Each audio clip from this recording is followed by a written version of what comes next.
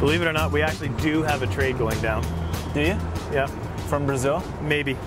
First of all, Paul, I want to thank you for taking us around BMO Field today. It was fantastic. Sorry. Are you used to it? See, Paul's used to it. Paul's used to doing this every day. For us, this is the first shot. This is our first chance to check it all out, and it's been fantastic. So thank you for that. Paul, the first thing I really want to know, I want to hear the story. No, I really do. I want to hear the story. You know, you're working for the Raptors, you're sitting at your desk one day, somebody comes in, phone rings, whatever happens, and somebody says, we've got Toronto FC, we've got an MLS team, we want you to be director of operations. What happened? How did it all start? Well, Maple Leaf Sports is a big company. It's a big company that has a lot of broad responsibilities. So, you know, when there's something on at the Air Canada Centre, it's like we're running a little city down there, right? We're feeding 5,000 people, 5,000 meals. We've just got so much going on, and it's a world of opportunity. So, one of the things that we really encourage at Maple Leaf Sports is that people do cross-functional moves. They move around. You know, don't just think about your career in terms of the person above you and the person above them, and, you know, there's no room for me to move up until that guy leaves or dies. That's not how we run. So it's just part of our culture is the creation of opportunities and keeping an eye out for the right people for their opportunities. And so, yeah, for the last 12 years, I was somehow involved with the Toronto Raptors, and eventually that also became the Toronto Maple Leafs.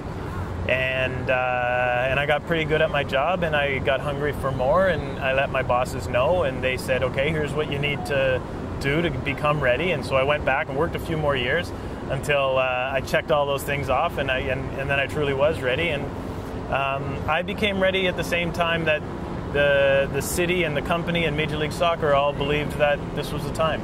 So, today in hindsight, I feel like I won the lottery, but, you know, to be fair, I think I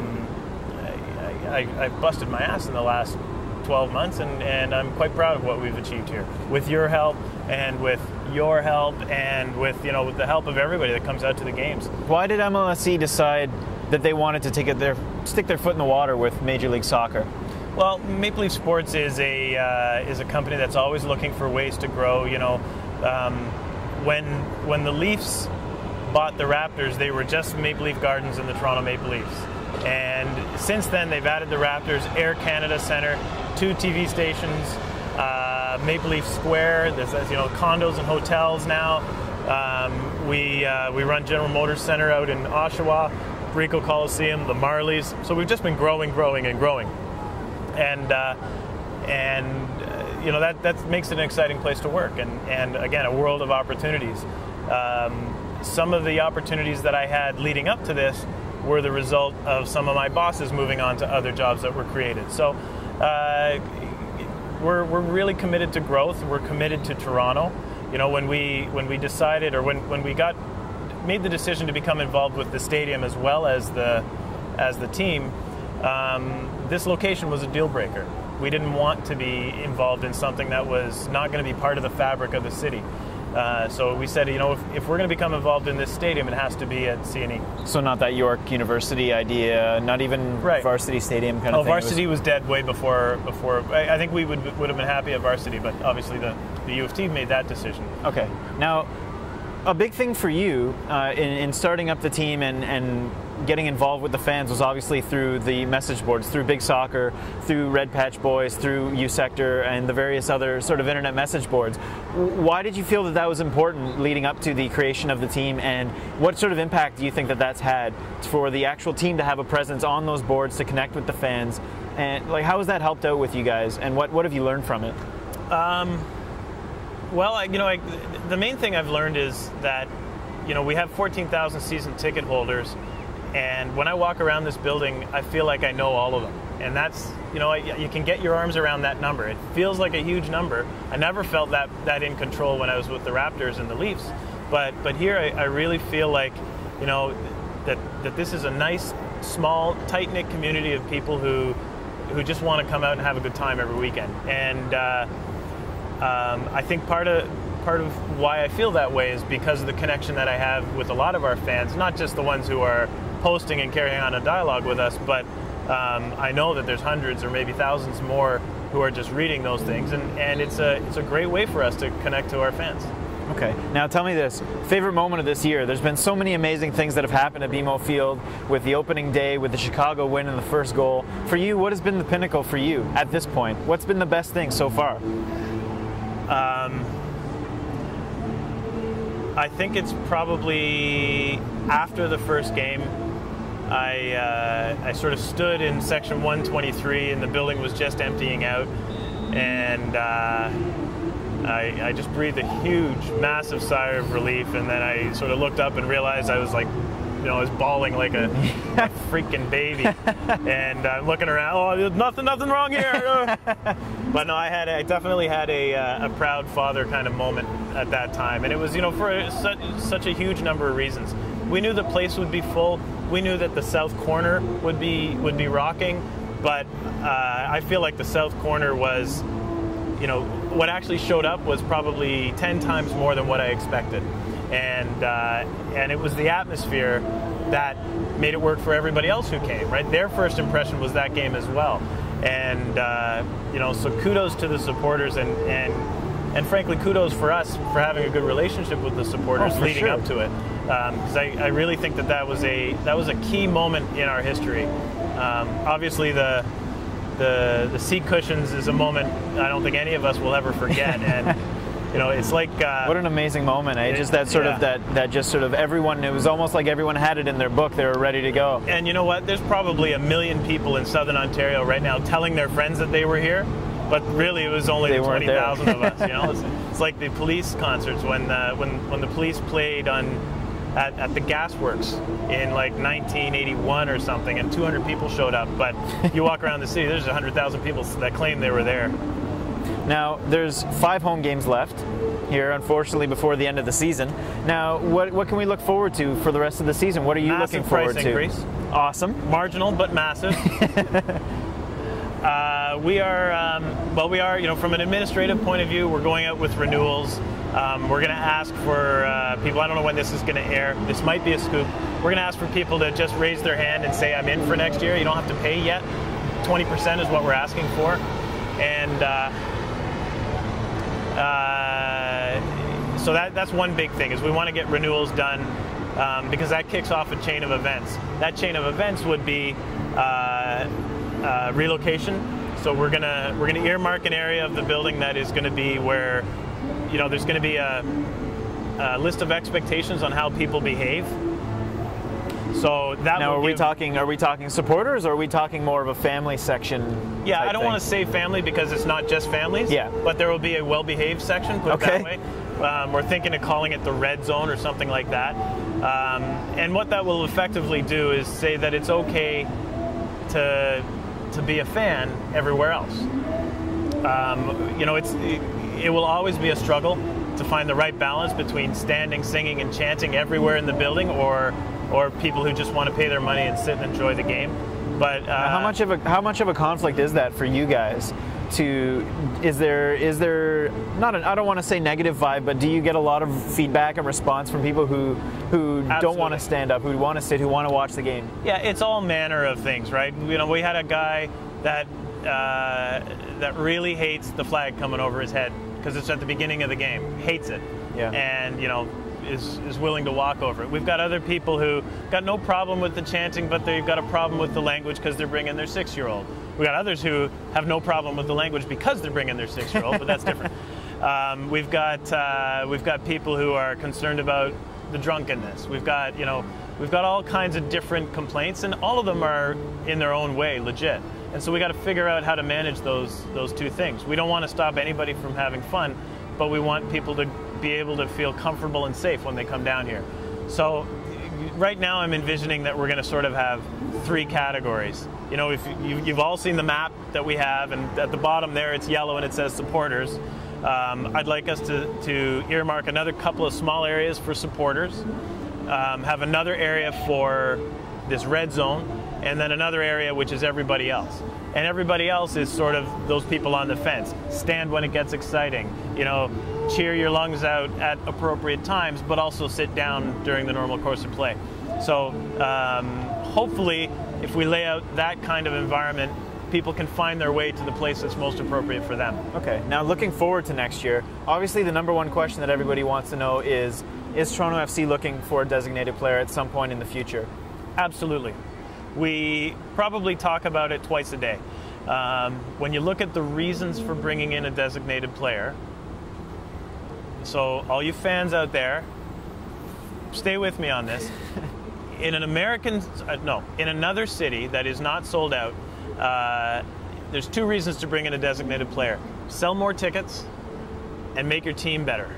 And don't forget, when you bring in a designated player, you are having a big impact on your salary cap. So you've got less money to pay the rest of your team, and also you're bringing in a guy that is making 10 times, 20 times what some of the other players are making, and that can be disruptive. So you got to be very calculated on who you bring in and under what circumstances. In our case, we're not going to sell more tickets, so there's only one reason to do it, and that is to make our team better. And the question is, if you're going to pay a guy 10 times more than the guy beside him, is he going to make your team 10 times better? That's a very difficult type of player to find. We have the will of our board of directors to go spend some money if we find the right guy, but finding the right guy is going to be a very difficult challenge. Now, are there people that are in, obviously I'm not going to sit here and tell you to name names, but are there specific people that the team has in mind already that they're looking for as a designated player? Or is it more that idea that you're talking about, someone who will improve the team by leaps and bounds, that warrants the sort of salary that comes along with a designated player? It's both. There are a couple of players whose names have come up repeatedly. I think they're the type of player who would be on your World Best 11 and your World Best 11. They're that type of caliber. You want to get a player. Everybody says, "Oh, get a aging superstar on the downside of his career." Well, again, he's got to be able to contribute. I've been impressed by Blanco so far. I didn't think he would pan out as well as he has. Yeah. But that's the type of player where you've got to really question whether he can bring it every game, game in and game out. It's a longevity issue, right? Of course. Yeah. And I know people have talked about Figo and a couple other sort of names like that, these sort of aging superstars. Yeah. So it's not specifically something you guys are looking towards. Right. It's what they did in the NASL, and it's like you said, it's what other people have done. But we've got a long season, fewer games, but we play in incredible heat compared to what these guys are used to, and it's a very physical game. So you don't want to have an old timer out there getting beat up every game. So it's not something we're going to head into lightly, but I'm comfortable we're going to find that guy, and it'll be, my personal preference would be to find that guy and have him be Canadian too. Yeah, that would be fantastic. That would be fantastic. So, if there's one thing that you're looking forward to for next season, what specifically would it be? What's something big that people can look forward to for next season for Toronto FC? For those people that may be sitting on the fence, not sure whether they're going to renew. I don't think there's a lot of people like that, but the people who are obviously already going to renew, they're coming. But for the people who maybe are sitting on the fence, what's the cherry on top of the cake for them for next season? I think you'll see an improved squad. We had some growing pains that killed our first 4 or 5 games. We had national team call-ups that killed the next stretch of games. Then we got good for about a cup of coffee, and then we started having these injuries. We've looked at these injuries up and down, and we're comfortable with an assessment that says it's not a problem with our training, and it's not a problem with our turf. It's just bad luck. It's just unlucky. We've got Danny and Andy and Carl, who are coming off a full season, or almost a full season at home. So those are guys that I think we'll be able to expect them to be in better shape and just give that much more every game. And then we'll have a year of teamwork under our belt. We've got a great nucleus, and now we need to build some depth. Okay. So I think we'll be better on the pitch, and then we will be doing things in the community that are, don't have a direct impact on the fan, but like I said, we'll be building this youth development academy, which is all about finding and developing kids for the senior team, the development team, and then the senior team. We're looking at perhaps building a practice facility somewhere in the GTA. Is Lamport going to be considered for that at all? I know they were talking about ours, putting in. It belongs to the city. It's a public park. So, okay. No, we're looking at various different types of partnerships. So I couldn't speculate right now on where we might end up. Now, specifically here, I just got a couple more questions before we're all done here. Just specifically on this area here. Now, this is obviously owned by the City of Toronto. Toronto FC is the major tenant here at BMO Field. Yeah. How much control do you guys have over the facility itself? For example, if you wanted to expand it, if you wanted to make changes to the facility itself, do you guys have any control over that? No, we would have to make a recommendation, bring it forward to the city. I think it would go to the CNE Board of Directors first, and then to the city for final approval. But yeah, I mean, if like where we're sitting now, if I wanted to spend 50 grand and put a roof over here, I couldn't do that. It's not our building. We can't make those types of changes. Now we do have we are the prime tenant here, but Maple Leaf Sports is also the manager of the building on behalf of the city. So Mark Petitpas, who is BMO Field, he and I, our offices are side by side, but he's employed by the building, which is operated for the city, and I'm employed by Maple Leaf Sports. Okay. So there is a division between what we do, and every time we are in a meeting together, he needs to represent the best interests of the taxpayer and of the city. So he has a lot of authority, and I can't do anything about it, to say no to me if there's something that I want to do, if it doesn't fit in with the mandate of the building itself. So it's an interesting relationship, and it's one we're still working through. But I think he's doing a really good job of representing the X place and the city. Do you see any sort of expansion or renovations made to this facility within the next couple of years? I see reinvestment in the facility. I believe there's I can't remember the dollar figure, but I know there is an annual commitment of just building improvements. Okay. But not of substance that we're not going to see another tier on the east side or anything like that. Yeah. People can talk about our success all they want, but 20,000 is the right number. The best selling point we could have is scarcity of ticket, and that's what we have, and we're very lucky to have it, and we don't take it for granted. We're going to earn it every day. But I don't see a need to add on another 2,000, 3,000, 4,000 seats at this point. Once we get 10 years under our belt, maybe less, but a significant amount of time, then it might be the right time to add.